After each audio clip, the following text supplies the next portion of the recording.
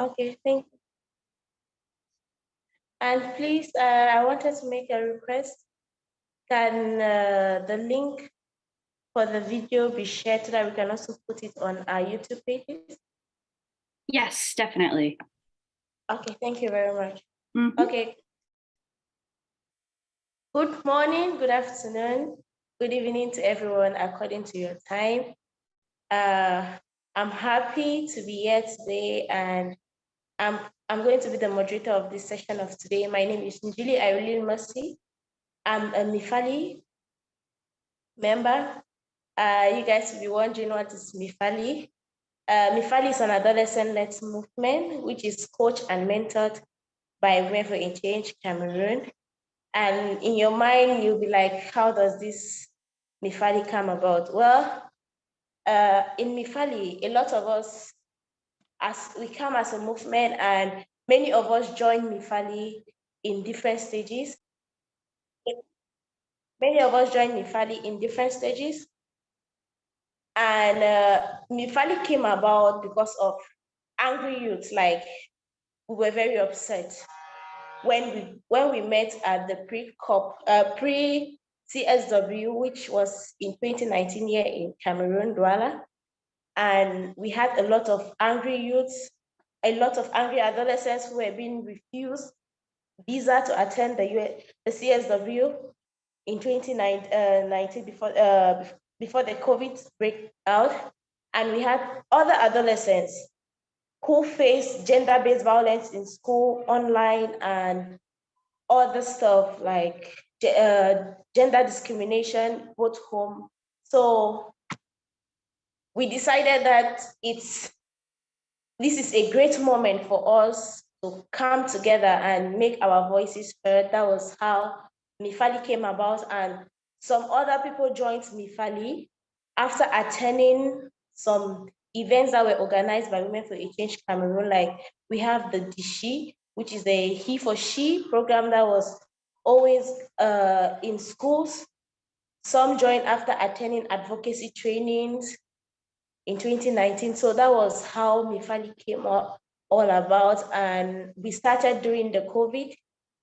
So at that time, Mifali, we only focused online.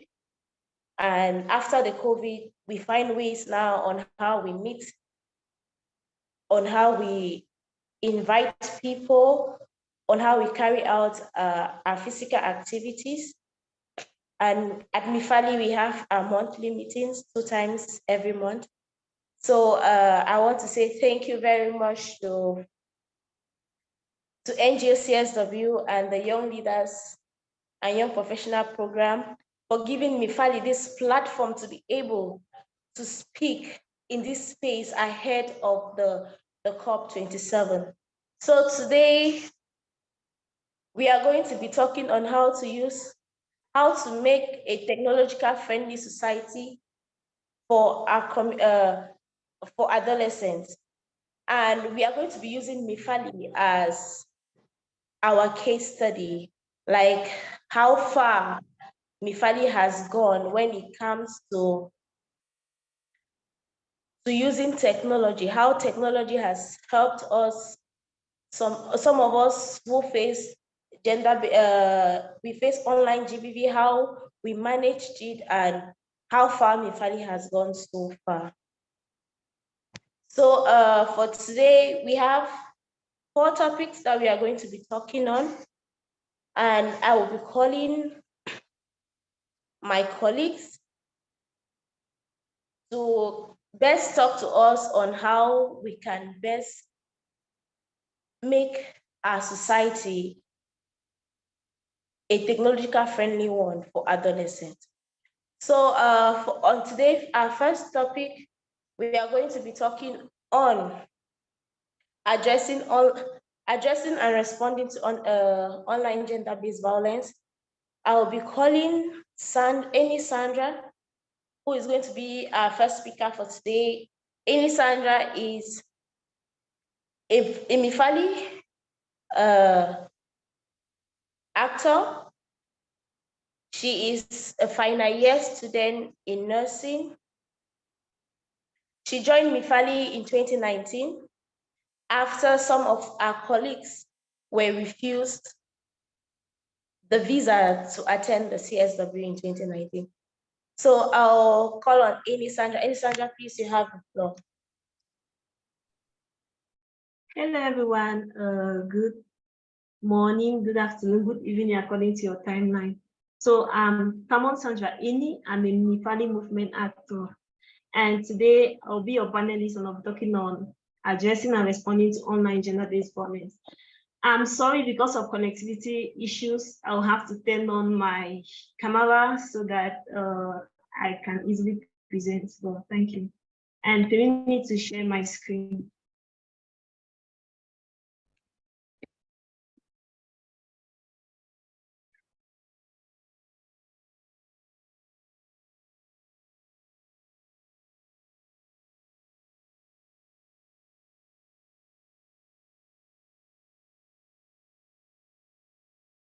So today I'll be talking on addressing and responding to online gender-based violence. So before the digital revolution, we could only get information through newspapers, TVs, and radio sets. But now with the digital revolutions, we see that we can access this information where we want it, how we want it, anytime we want it, and whatever content we want to access. That is the power of technology. So let's talk about online gender-based violence, which is the reason why we're presenting today. Online gender-based violence or technology-assisted gender-based violence is simply violence that is committed fully or partly with the use of information and communication technology. And when we talk of information and communication technology, it has to do with our gadgets, like our phones, using of the internet, using of our social medias, using of platforms and emails. And some of these some examples of online gender-based violence that we identified that are common in our society today and that most adolescents face is cyberbullying. Like, it's an intense form of psychological abuse that targets or like it brings up an emotion like through frequent messages. So the victim often gets scared, he often gets angered, he often gets ashamed because of this form of online gender-based violence. Then we look at the most common, which is intimidation and threats, and this is simply verbally threatening someone with harm or actually physically harming them, because at times it could extend from just being online to being physical. Like, you could say some things verbally and at the end you see that there's physical actions. So intimidation and threat just simply means you verbally threaten someone and it could actually result to physical harm. And with this use of verbal words, it creates that fear. It makes the victim to feel threatened. And with that, you feel that your safety isn't guaranteed. Then we looked at online sexual harassment, which is any unwanted sexual behavior online. And it could be simply messages, text messages, it could be photos, it could be videos, and this makes the victim to feel so threatened and exploited. And some to an extent might have a psychological disturbance that can often make them feel humiliated and upset. Then we'll look at doxing, and it's simply a practice of revealing private information, like someone's private information without their consent. Like, you just get up one day on social media, you see your telephone number, your bank account, your emails, all those things online. So it's a form of online gender-based violence. Also, we have cyber stalking. Excuse me. It entails monitoring victims' online activity. It's just a form of phishing. It's a form of phishing. Like, you monitor people's online activities and you start sending them disturbing messages, threats. You could threaten them on how you hack their account, and often it leads to identity theft, because if someone is actually monitoring your activities, they could even get your passwords and hack your account. Then in addressing online gender-based violence, we'll look at it in different sub-themes. First, we look at solidarity. It simply has to do with showing some love, showing some empathy, showing some compassion to the victim when they confide in us. For example, a victim will watch you and say, oh, this is what has happened to me. Oh, you have to welcome them. You make them to feel relaxed, you give them a listening ear, and you show them love, you show them compassion, because in that state, they are psychologically not all right. So you just have to show them love, show them compassion. And in Mifali, we have our solidarity parts, which emphasize on some of this aspect of solidarity that talks about compassion, love, being one another's keeper. Then we have to look at skills. At the level of the victim, we should educate them. We should educate them on technology. Like, as technology is advancing, so are the risks too with using these tools and devices. So we should carry out digital security training. For example, recently in Mifali, we carry out the think before you click digital security training, in which adolescents were trained on digital security safety tips, like having passwords, strong passwords,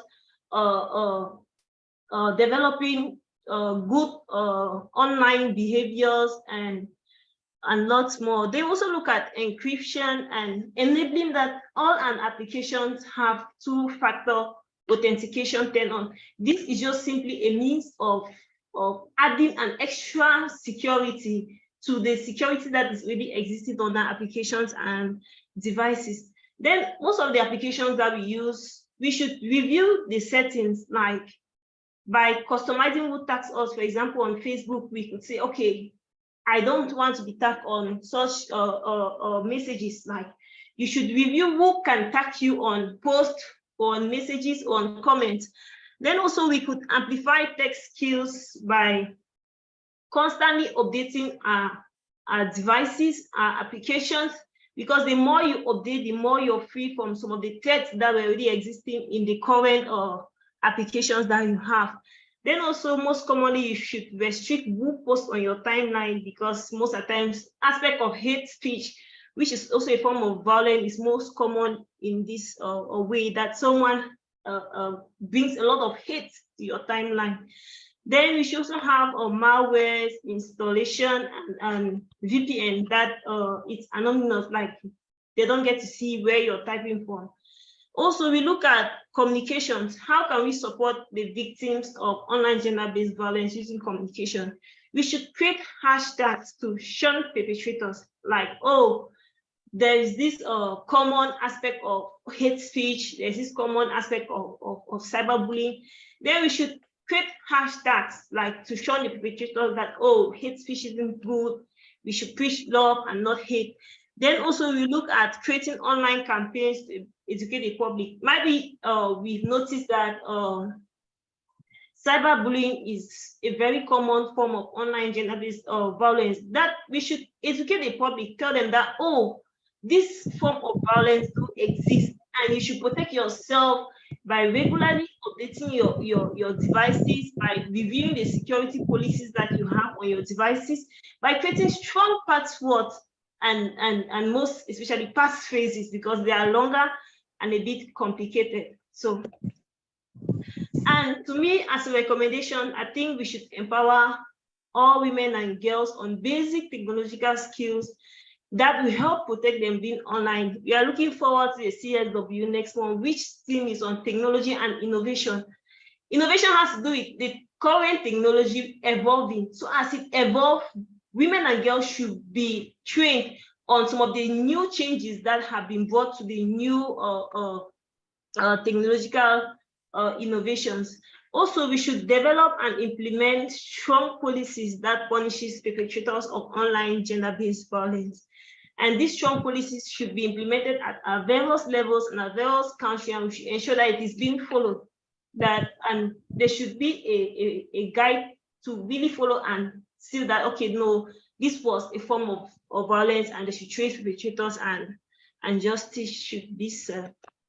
All right, thank you very much for following, and that was it on addressing and responding to online gender-based violence. Mercy, over to you. Well, thank you very much, Sandra, for your wonderful presentation. Wow, that was really beautiful. So I'm sorry, I have to off my camera because my network is not the best. So next on our panel today, it's Foko Hilax, who is going to talk on technology as a tool to boost education for adolescents. Foko is a 19-year-old Mifali movement actor studying a second-year science student at Gitam University, that is in India. Foko joined Mifali after attending the Intimate Partners Violence, which were organized by Women for a Change in 2019. Please, Mr. Foko, you have the floor. Thank you.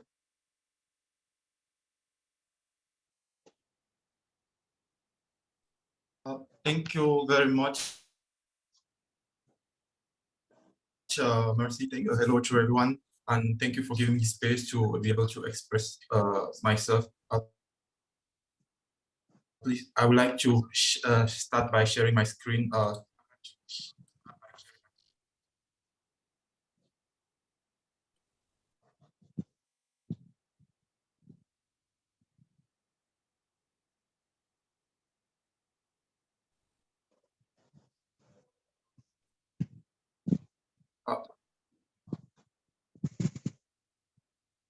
Hello once more. So I will be talking around using technology as a educational boost among adolescents. So in today's digital world, by starting, technology has become a vital tool for educational development among adolescents, especially young girls. So Mifali as an adolescent-led movement in Cameroon at the forefront of utilizing technology to enhance education and to promote social change in their work and the process of impacting young people around different communities. Use technology as a major means. So in this talk, we are going to see how we use technology in Mifali to do our work, advocate, sensitize, and touch more young people in our country. So I would like to start by I would like to begin by the use of technology in at Mifali to do our campaigning, because at Mifali we use technology to advocate for education among young people in Cameroon. We take advantage of social media platforms like Facebook, Instagram, and Twitter in order to raise awareness on different social issues and pass on messages messages to young people around Cameroon. We also use messaging apps like WhatsApp and Twitter to be able to coordinate the work that we do at Mifali. For example, during the COVID-19 period, where Mifali started all its work, it was unfair for us because it was just our beginning, but we didn't have that chance to be able to meet with our peers daily because of the prevalence of COVID-19. So we had to use new methods in order to communicate and stay in touch with our friends, continue campaigning and advocating for the work that we do and educating young people. So particularly during that time, we organized campaigns which was through social media. We share stories, testimonials, and infographics to raise awareness about the issues and most of all, encourage young people to take actions in responding to COVID-19 at their own level and also impacting their peers and different communities. So overall, we had over 2,000 young people who were touched by these campaigns that were carried out online on a social media platform and on different platforms, holding webinars and sessions, talking, initiating young people to the new on ways to deal with the new COVID-19 virus that was really impacting our lives. So our campaigns and advocacy work had a significant impact on the education of young people in Cameroon, because we have seen the increased engagement and action on the issue, which has contributed to greater awareness on education, and particularly for the young girls. In addition to that, we also use technology in order to attend and apply for opportunities at Mifali, because the world has gone to a new level, that is technological level, transforming everything, digitalizing everything, making everything available to us online.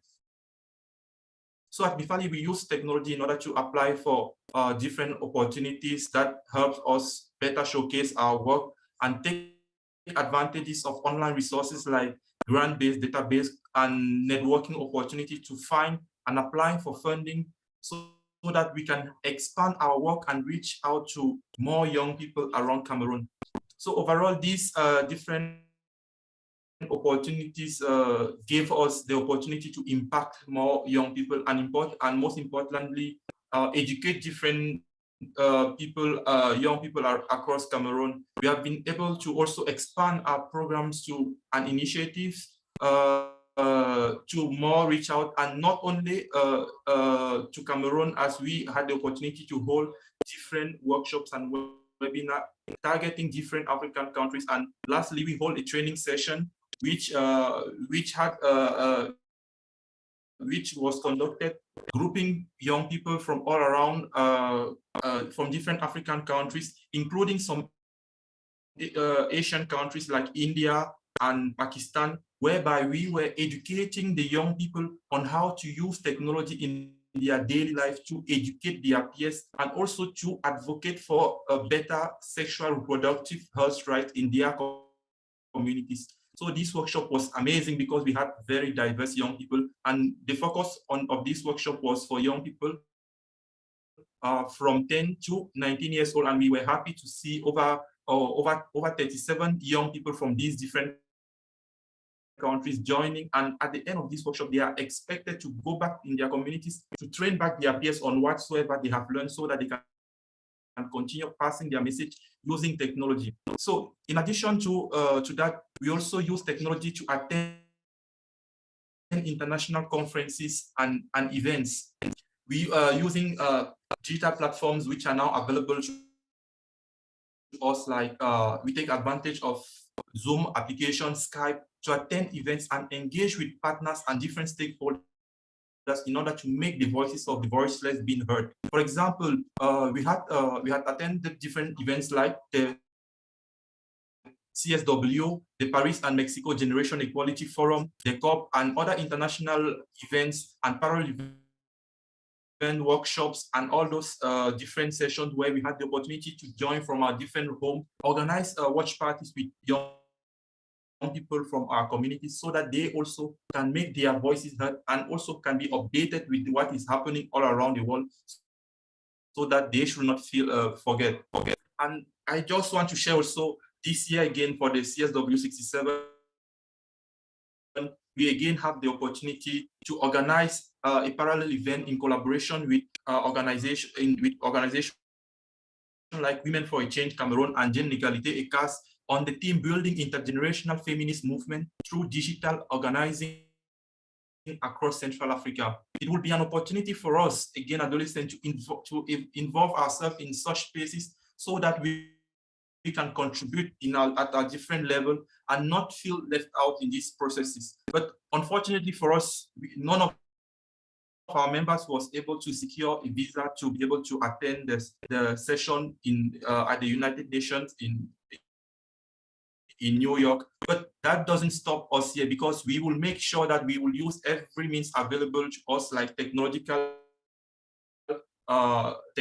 tools like Zoom and other different applications like WOBA that has been put in place by the CSW organizing team, to make us being able to attend to these different events from our different locations. So at Mifali, we will take advantages of these tools in order to attend and campaign as if we were physically present, and making sure that we will also organize different workshops around our different regions in Cameroon, to let our peers also benefit from these different events and get their voice being heard all around the world from their different locations. Lastly, I will again want to talk around the different trainings that we usually organize at Mifali from our different homes again, because most of the things don't usually permit us to be able to travel as young people, adolescents, to different locations to attend trainings. So we use advantage of technology in order to boost our capacities.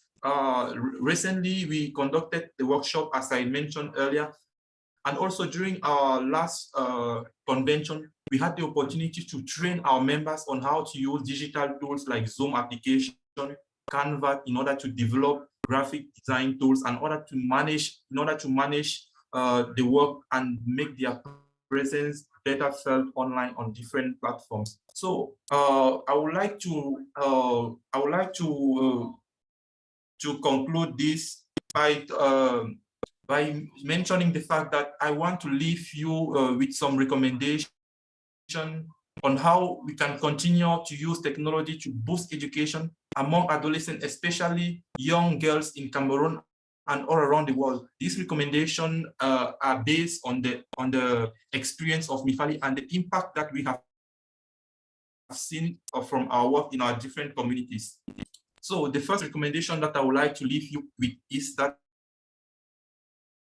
we should all advocate for policies and programs that support technological integration in Cameroon and all around the different African countries, because we feel that technology is not being used at its optimal level, especially among the adolescents in our different countries. If we make use of technology as it's supposed to be, we will be able to develop and unlock new levels in order to bring our continent to the next level.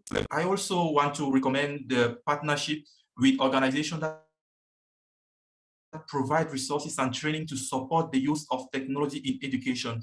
In addition to that, I would like to recommend and encourage young people to take advantage of opportunities that are provided online, such as online courses. We have online courses which are being provided for free so that we can upskill ourselves, and also take advantages of webinars which are being organized and networking platforms in order to meet and join with other young people around the world to communicate and share their experience and domains of work. I would also like to encourage collaboration with other organizations and stakeholders to promote the use of technology in education in order to ensure equitable access to technology resources for all young people, especially young girls, because young girls are usually left out in these different processes. So we should involve young girls at all processes because their voices also need to be heard. And I would like to add to this that there is the need to provide resources for young people who have not access to technology, including provision of devices and internet connectivity, because this is one of the major challenges that we are facing in our continent, because usually we complain about network problem, not having access to computer devices, mobile application. And if we don't even have access to all these things, how can we be able to participate to these different conferences which are happening at the other part of the world? We don't have access to internet connection, mobile devices. How will we be able to access the platforms like this one presently, attend CSW online, COP27 and all the other COPs? How can we participate in this event if we don't have access to these devices? So we should encourage the provision of such devices to young people, and also if not able, during these types of events, we should make sure that us who are privileged to be able to organize things like watch parties, to come to join with their peers, to share and experience together, make the underprivileged benefits from whatsoever we all are privileged to have. And lastly, I would like to celebrate and encourage and also recognize the achievement of young people, especially Mifali members, as we have always been able to use technology in order to advance our work, take the advantage of technology and use it in the right way, because there is also a recommendation to use technology on the right way. Do not take technology on the other side, meaning that we should use technology properly without promoting any vice, as earlier mentioned by Sandra, and I'm sure more will be talked about that. So thank you very much for giving me this platform. I also want to thank Women for a Change and Mifali at most for the empowerment that they have been able to give us adolescents, train us on the use of digital technology and how to design social media tools in order to advocate for what we want to advocate, in order to better pass our messages. We have been able to learn how to create our own contents, create our posts, create our different advertisement tools so that we can reach out to more young people and adolescents in different countries and especially in Cameroon. I want to thank you once more. Thank you, moderator. Thank you very much, Coco Hilux, for that wonderful presentation. I just wanted to add, please, if anyone has a question or anything, feel free to drop it in the chat. We are going to come to the question at the end of the session. So we are going to be moving to the next on the topic, enforcing digital security for adolescent users, and Isama Marie will be the one to give us that presentation. Isama Marie is a Mifali movement actor. She's a second-year student studying accounting and finance. Isama Marie joined Mifali after attending the intimate partner violence in 2019. Isama Marie, please, you have the floor.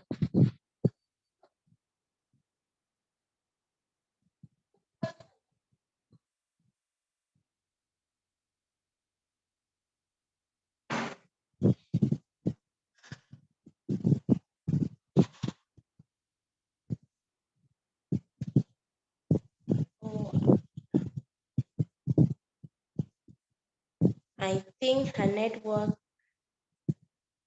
is kind of bad.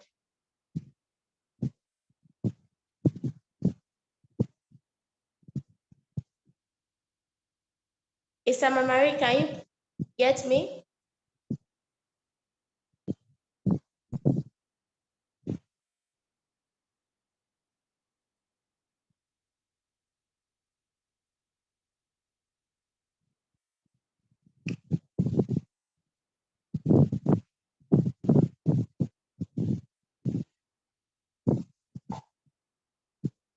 Okay, maybe while waiting for Isama Marie, I think we are going to move forward, and when she comes, she can take on there because of time. So I'm going to be calling on our next speaker, Ngala Albright. Ngala Albright is a final year student studying nursing here in Douala, Cameroon. So Ngala Albright will be talking on young people as agents of digital hygiene. Ngala Albright, please, you have the floor.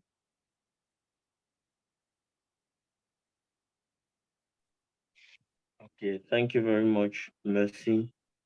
Good afternoon, everyone from Cameroon. Thank you once more for this privilege. Please permit me share my screen for my presentation.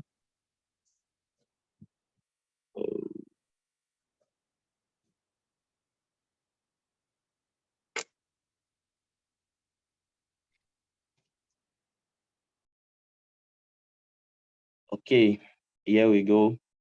I'm going to be presenting on young people as agents of digital hygiene. And I structured my work into 4 or 5 different modules. And the very first module of my work is going to be definition of digital hygiene. We cannot be talking of digital hygiene without knowing what digital hygiene is all about. And it's good we know that digital hygiene, it can be good and it can be poor. But in this case, we are going to be concentrating or centering around good digital hygiene because I don't see the benefits that what digital hygiene is going to get to all of us. So good digital hygiene in a nutshell or online or cyber hygiene simply involves keeping your devices such as your cell phones, your computers, your tablets, and all other gadgets well organized and up to date with the latest updates and security patches that it englobes. Now, this can simply help you It can help to keep your device running smoother for longer and can also help to protect your device against cyber threats. So once you maintain a good digital hygiene, you are comfortably sure that you are safe from digital or cyber threats.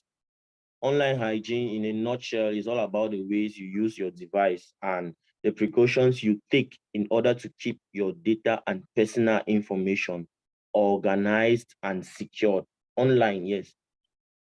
Now, digital hygiene can be best managed with a combination of good organization and diligent security. So for you to manage digital hygiene, you need to be organized. You need to know what online security is all about. So when you are able to successfully manage your online presence and ensure that your internet security is strong, you have for sure effectively given your device a clean bill of health. So that is what I really wanted us to take home as a definition of good digital hygiene or online or cyber threats.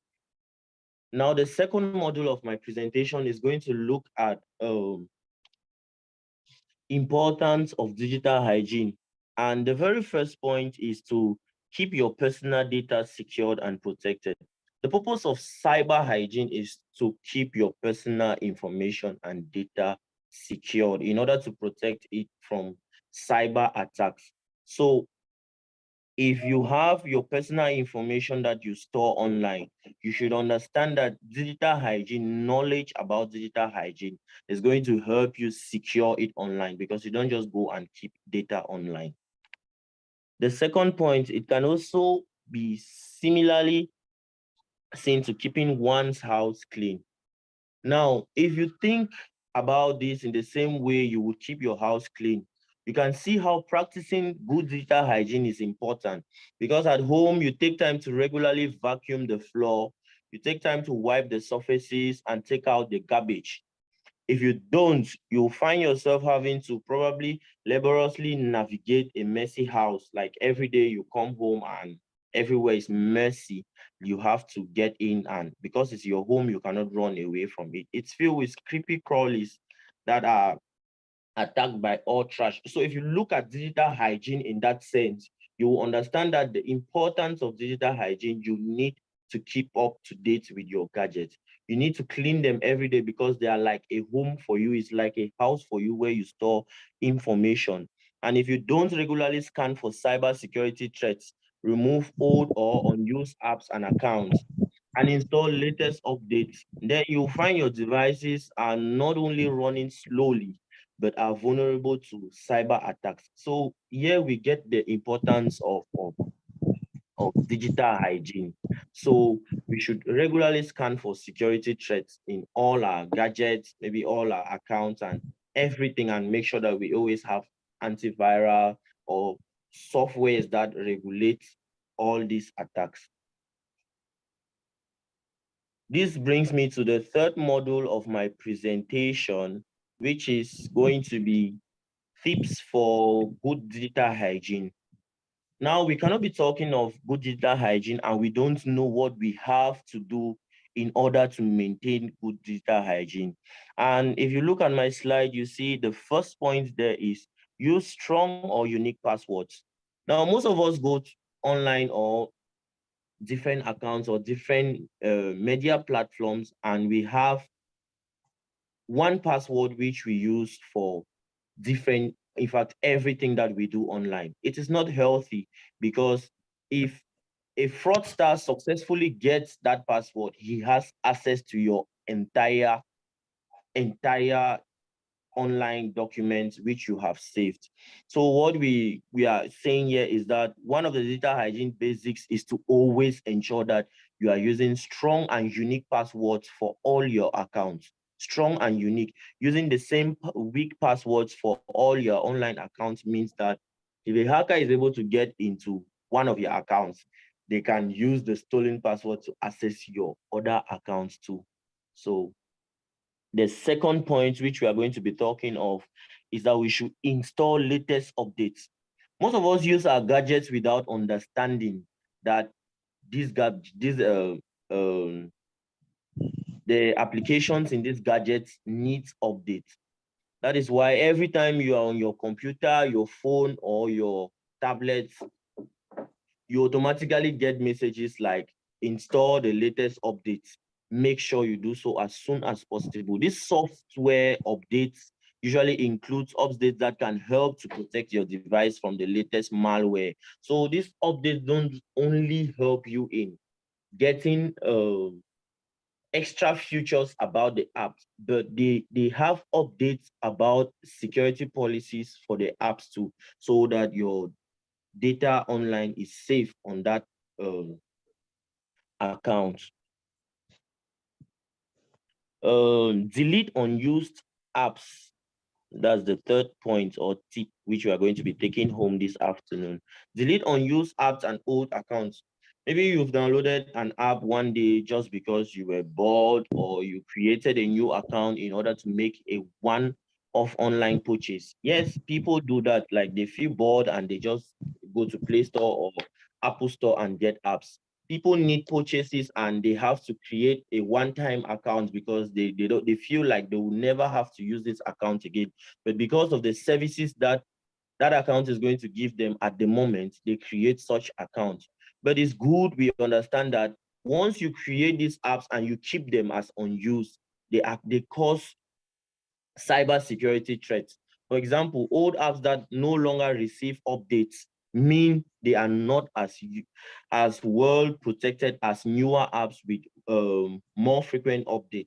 So that is the idea behind it. Like I earlier said on the previous point, once you update your apps, it means you are giving room for more security policies to be employed in that application. So the same goes with old accounts you've created that you no longer use. Now, the next point is you install antiviral software.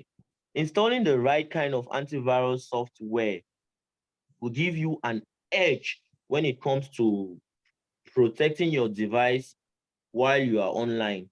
Like many internet security softwares, subscription services, they perform constant online scans to protect your devices from cyber attacks and will notify you if they've discovered a cyber threat or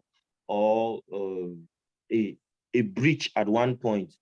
So by keeping on top of the latest online security updates, you're helping to keep your device clean and virus free. Let's put it that.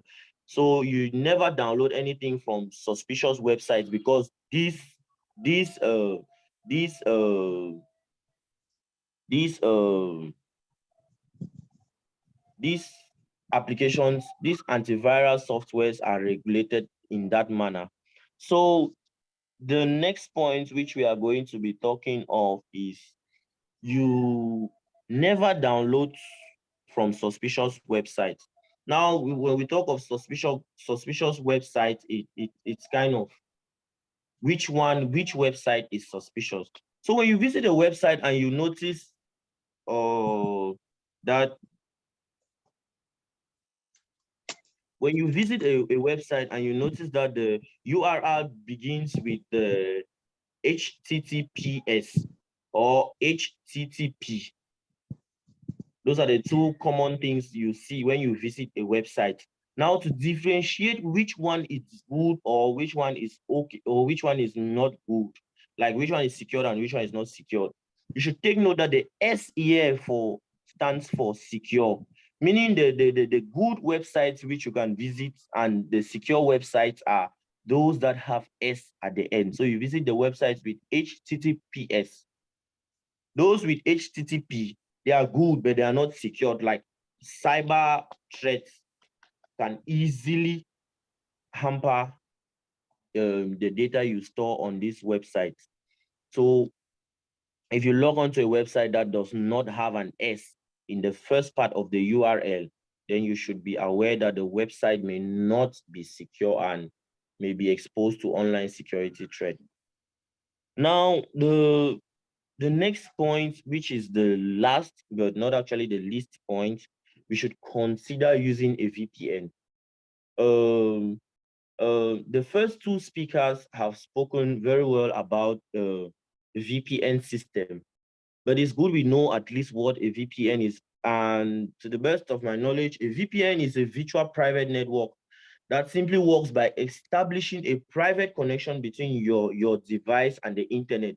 It's just the both of you, like your device and the internet, just you two are having this connection. So a VPN is capable of making it more difficult for criminals to track your activities and steal your data by encrypting your internet traffic.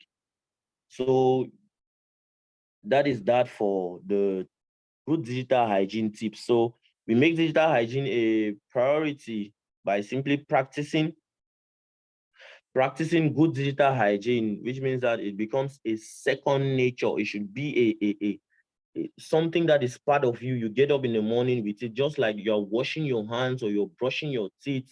Online hygiene shouldn't be the kind of thing you need to do only once so often, but rather something you need to think of regularly. So by making these tips a part of your digital hygiene routine, you are taking steps towards better managing your digital footprint, which can make it more difficult for cyber criminals to target you. And the last point, or the second to the last module of my presentation is going to be young people as agents of digital hygiene. Now, in the era of digital world where everything from playing games to meeting friends to attending parties and school is online, like, I mean, everything is literally online in this era. It's not like back then, maybe in the days of our parents, where they had to toil, I mean, to get things done. Now we have everything online. It is important for us as youth, for us as young persons, to be prepared and stay or keep ourselves safe from this harsh world, because it is actually a harsh world. We are exposed to a lot. So we should prepare ourselves properly when it comes to handling this data. Now, parents and society and community, we want the youth to be safe and sound, but cannot be around us like 24/7. So hence we simply there is that need to educate them on how to practice and maintain a good digital hygiene. So if youths and young people are given this knowledge, this training, this tool, we are going to practice and maintain it, because for sure, parents will not want us to be exposed to toxic online content. Parents for sure will not want our data or everything we do about online to be exposed to cyber threats. So maintaining good cyber hygiene will not only keep us safe, but also teach us on how to be vigilant while we navigate online. So as of today, young minds need to be protected from harsh online world. Like parents and communities need to all play a role in educating and preparing them, I mean us, on how to maintain a healthy cyber hygiene. So we practice before we preach. So that's a kind of take-home phrase which I'm removing from this module, young people as agents of digital hygiene. We practice before we preach. That is how the young person's mindset is. Once we are empowered, we are going to practice and we are going to preach for others to get empowered. This brings me to the fifth module of my presentation, which is going to be experience. Now, as a Mifali member, I have had individual experience. I remember like 4 years ago, I used to be very, very empty. I mean, like wide when it came to navigating the media successfully and safely, because I actually lacked knowledge on having a safe digital space. And I had common problems like always having accounts hacked by cyber fraudsters. I will never just sit and go for apps updates on my gadgets or my computer or my cell phone. I just stay, and one time if I'm connected to a free Wi-Fi somewhere, automatically it does the updates. Those are the kind of times you really see me, I'm updating my softwares, which is not so. And until after I joined Mifali and got numerous trainings on online technology and online data management skills, which benefited me until now, I have been able to save my data online properly. You rarely see all these trainings online if you don't belong to spaces that can give you this kind of trainings. I mean, like this is not a curriculum. This is not part of a work program that is taught in our classrooms or all of that. So I remain grateful personally to Mifali for the advantage. Now, as a Mifali member, it has helped most of our members through most of our trainings. Like most of us can safely and successfully navigate online platforms. And this has helped us in that most of us now benefited from numerous opportunities online without being scared that these opportunities are from fraudsters, because we understand how to distinguish between good websites and those that are made by fraudsters. Most of us now, we school on scholarships, maybe out of Cameroon as Mifali members. That is because we received online trainings on how to navigate and make use of these opportunities that are everywhere online and not fall into fraudsters. Yes, we have benefited from grants and funding, which I think our previous speaker was elaborating on that. That is because we have understood, we as members, we have understood how to navigate these online websites. And it is not the duty of a particular group of Mifali members. Once you are a Mifali member, you are free to table whatsoever granting or funding opportunity, because we believe that you have been empowered with these online technological tips to be able to know which is reliable and which is going to pose a problem for us. So this brings me to the end of my presentation, but I will not leave or hand over the floor without saying one recommendation. We should practice online digital hygiene as we practice oral healthcare hygiene daily. So I plead on everyone listening to me now that online digital hygiene is equivalent to oral healthcare hygiene. Thank you very much for listening. Wow, thank you very much, Ngala Albright, for that wonderful presentation. I see that Marie is still not yet back, so we are going to move on to question and answering. So please, in case you have a question, you please raise your hand. At this end, I would like to forward a question to NGOCSW, and I believe Ms. Hurry is here. Please, Ma, I want to find out or know how far the NGOCSW, what are the measures that they are putting in place to see that adolescents around the world, especially in Africa, are being given the privilege, like the embassy granting them that visa to come and attend the CSW.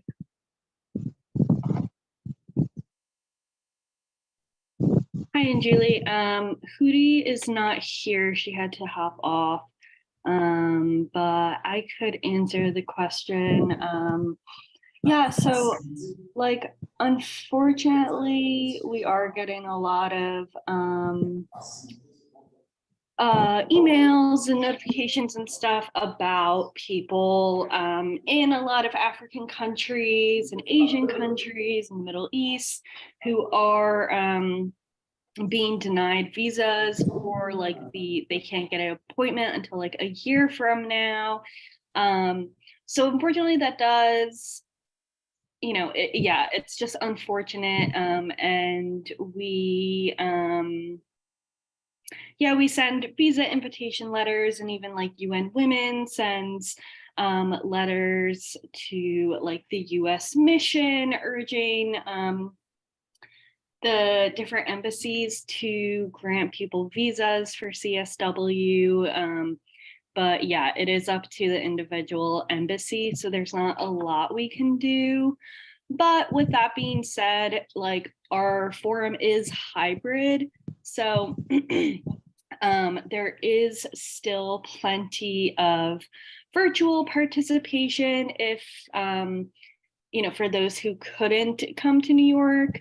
And even a lot of the hybrid events that we're having, like that have in-person spaces in New York, are being do also have like a Zoom aspect or being live streamed.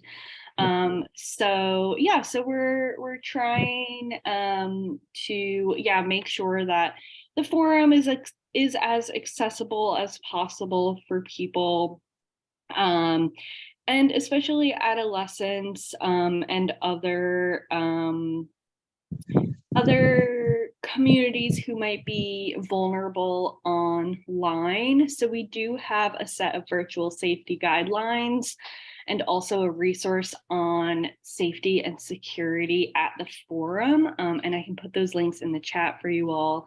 But they pretty much just, one is kind of like a code of conduct.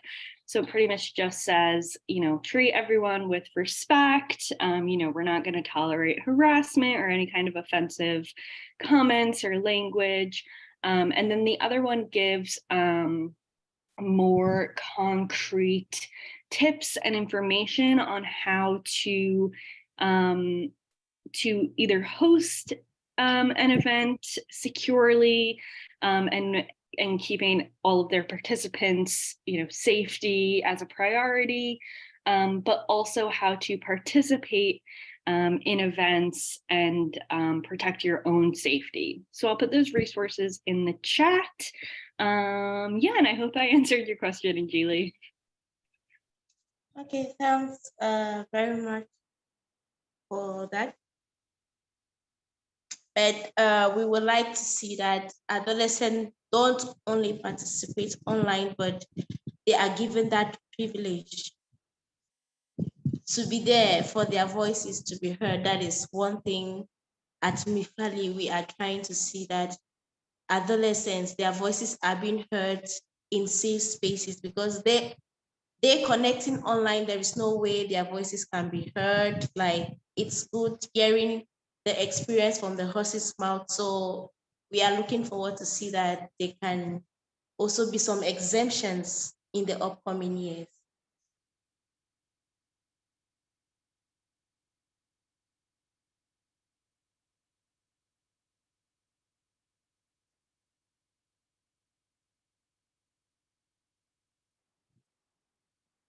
Okay, we have a question. Yeah, this can go to any of the panelists. They say, if you happen to meet the Minister of Women's Rights at CSW, what is the one recommendation will you tell them as a core issue for the CSW?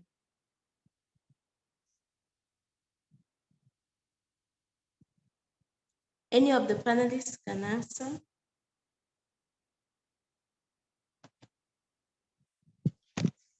Okay, for me, I will go first. I will say one of the core issues for CSW, as an adolescent, I'm talking at the point of adolescence, it's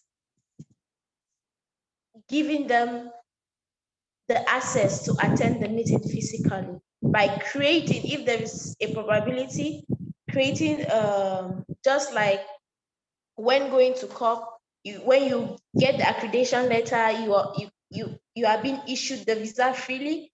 If there is a way, they can make an accreditation letter where even the embassy itself should be aware, like, an individual coming in with this accreditation letter needs to be given that visa to attend the CSW.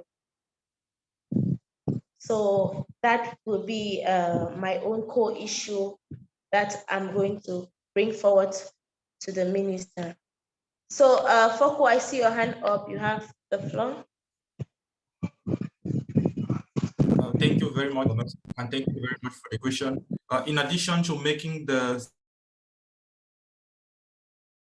CSW platform more accessible to young people, I also want, as a core recommendation for the CSW, for the different ministers to prioritize the access to technology and digital education for adolescent girls, especially those in marginalized communities. This will require investment in infrastructure and resources and training programs in order to bridge digital division and empower more girls in different communities around the digital world. And in addition to that, giving the different accessibility issue to the CSW, I would like to recommend also why not dislocalizing the CSW process in countries which can easily be accessible to everyone, especially adolescents, because it is not about the place where we attend, but about how impactful it is to the different communities that we are talking about. Because talking about local communities in Cameroon, for example, it is difficult for a local person, a local woman, to meet the requirements that the embassy is asking her in order to attend to these different events and make her voices being heard. If these events were localized to different easy accessible countries, will have the opportunity to have more people engaged, more adolescent and marginalized people who have the opportunity to have their voices heard. That would be some recommendation that I would like to give to the President or Minister of Women's Rights at the CSW. Thank you very much.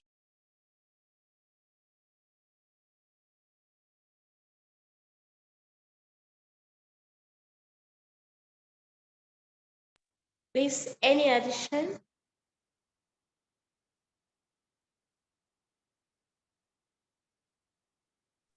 Yes, yes.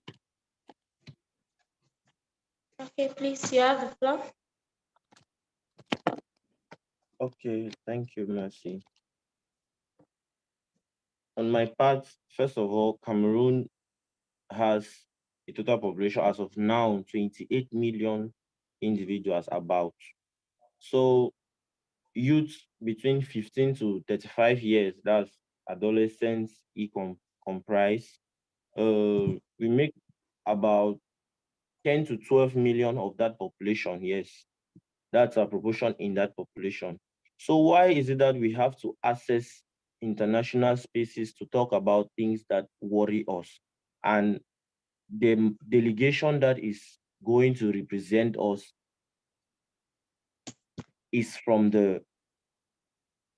favoring just those who are sitting in the offices. Now, what I would suggest to the Minister of Human Rights is that these delegations should be drafted in segments. Like the first strata goes to probably those of them who are up there, the ministers and the delegations.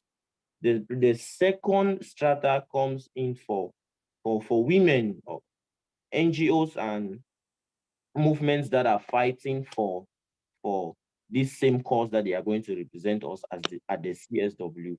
And the last strata should be the strata for adolescents, because we know that most of the times the problem is not wanting to attend the event. The problem is the opportunity we need to attend this event. We don't have that opportunity. We don't have those spaces. And if you don't probably belong maybe to movements and to NGOs that are going to make your way to these spaces, there is no way you are going to represent a fellow brother or a fellow sister whom you know that can probably not talk of for their problems, but you can do. So in a nutshell, I'll tell the minister to divide the delegations that is going to represent us into stratas, where we are going to have a strata that is going to be made up of the ministers and the delegations. We have another strata that is made up of the NGOs and the movements, and we have another strata that is going to favor the youth and the adolescents. And sponsorship, of course, because youth and adolescents don't have the means to provide maybe for their transportation and accommodation and everything. Thank you. Thank you very much, Albright, for that wonderful contribution. Please, is anyone having anything to add to what Madam Zone asked? Hello, everyone. So to me, I will focus more on access, like no one can be an author of your own story. We adolescents we have our own story to tell, whether an adolescent from Cameroon, Nigeria, Namibia, wherever, we have our stories to tell. So all these restrictions on adolescents not having access to such spaces should really be something that should be considered, because once we access these spaces, we start having other opportunities that can help us in advancing not only our skills, but in creating networks that can better help our communities. So with this issue of access, that you apply to attend the CSW 67, and your visa appointment is after 1 year, after 2 years, or they're giving you restriction based on your age, like it should something that it should be considered. And why not removing CSW from the US, which is very restrictive, to other countries that one can easily access free of charge and make their voices heard. Thank you. Foko Hilax, I can see your hand up. Please, you have the floor. Thank you, and thank you, Emily, for your question. At Mifali, we can understand that the concern of feeling being excluded, and we want to ensure that our work and initiative is open to young people from all African countries and including Namibia. So, but due to the limited capacities of Mifali, we are not yet able to expand our reach out to different African countries, but use of technology. Recently, as earlier explained, we have been able to organize campaign workshop, which was not targeting only Cameroon, but all the African countries, including South Asian countries, to make sure that those adolescents from these regions are not also left out. And also talking about opportunities, resources, and courses, I would also like to mention about some courses that we Mifali members usually take in order to build more our capacities and skill on the Gishi platform, which is a platform which is maintained by Women for a Change. They provide different courses where young people can take them for free and develop more insight and knowledge about particular issues like communication, human rights, gender equality, and many other issues at stake. So I would also like to share the link to those courses so that you can also get access to them and share also with young people in your community, because these courses are well developed for young people so that they can also upskill themselves. And in case we have other opportunities that also expand our reach out to different African countries, we always make sure that we share it on our social media. So we'll also share the link in the chat box so that you can always stay updated.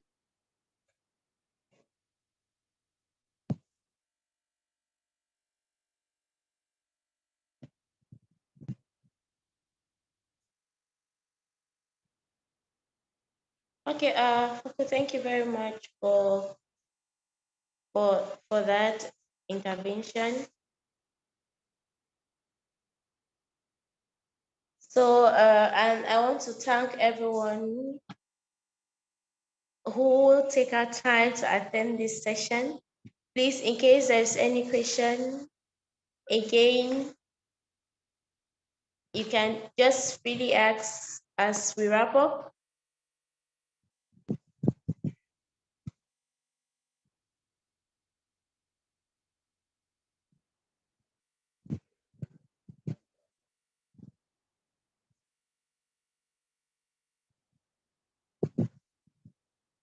Okay, concerning Mifali, we are currently open for applicants.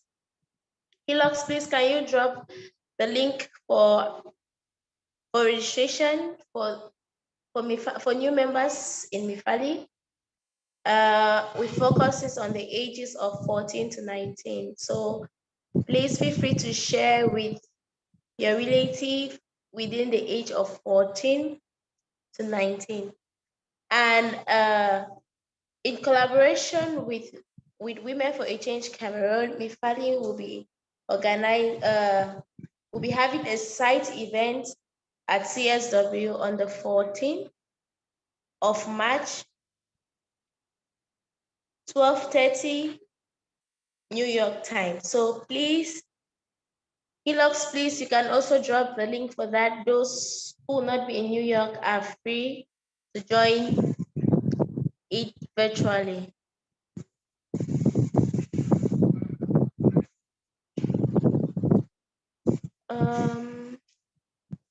I think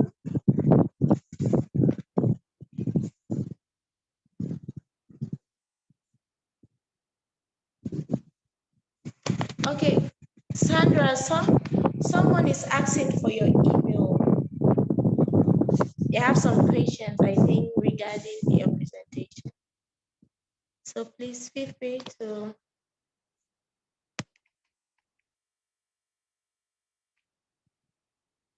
Please, I just be patient a little bit. They are going to be sharing the link shortly. Hilux, please, the link for new members at Mifali, and the link for those who would like to join us with Women for a Change during the event at CSW.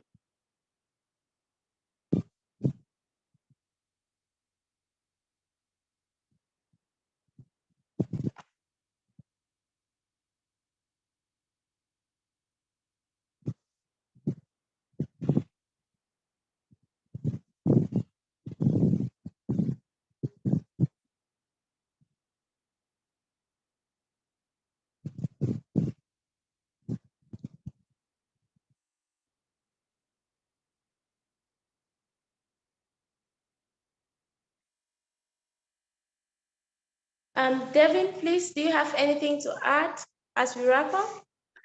I would just say we are having our last event in the youth preparation series next week on Wednesday, March 1st.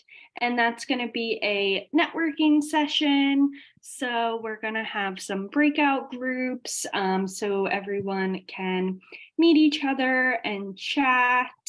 And I will put the registration link to that event in the chat box.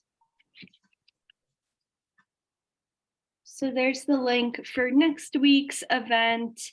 Yeah, but that's it for me. Thank you so much, Anjali and team, for putting together this really great event.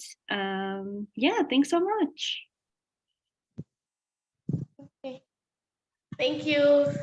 Thank you guys so much for joining, and thanks to NGO CSW and the young leaders and young professionals for giving us, the Mifali, the voice to be able to talk ahead of the NGO, ahead of the CSW. Thank you guys so much for this privilege.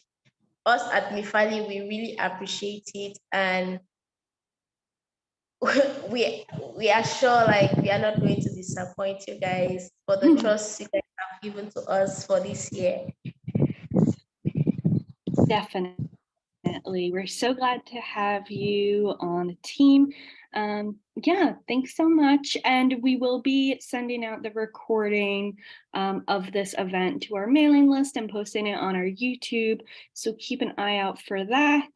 Yeah, thanks so much. Okay, thanks everyone. It was a pleasure having you all here, and thanks for your wonderful questions. And please have a blessed day, everyone. Thanks, everyone. Have a good one. Bye. Bye.